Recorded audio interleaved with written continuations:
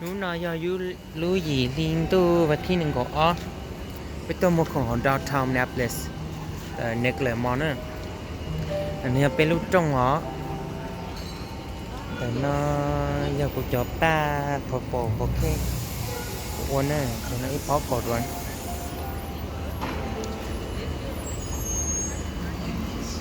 bên một chỉ lười theo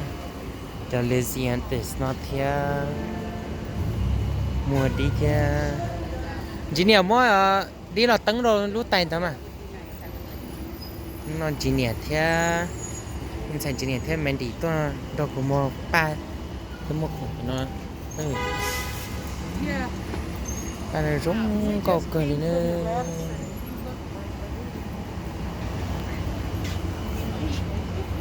lúc nó là hiker của nhà từ bảy cây nó thấp là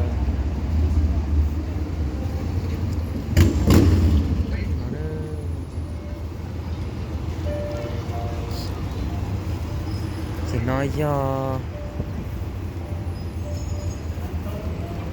là có do cho mùng một trâu cỏ mông sức tao muốn nâng tua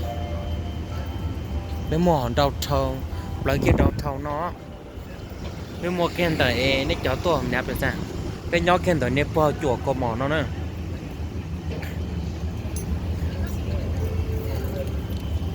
họ lấy bán nó ta tờ ròn thế kìa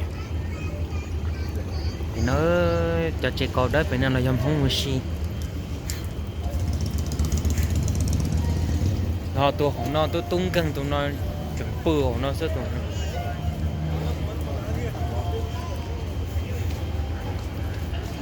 là tụi nó chỉ niệm nữa cái tụi xài nó tung kinh chắp lắm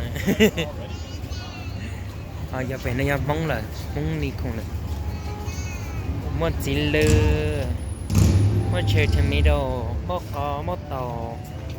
một số đỏ everything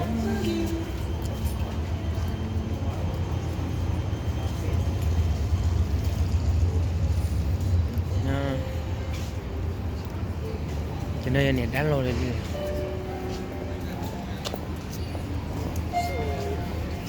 mà tàu giả sự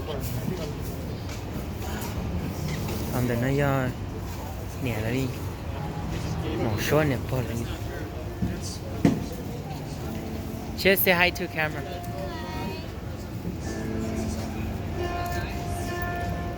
Sylvia say hi to the camera Oh, hi, camera. Yeah.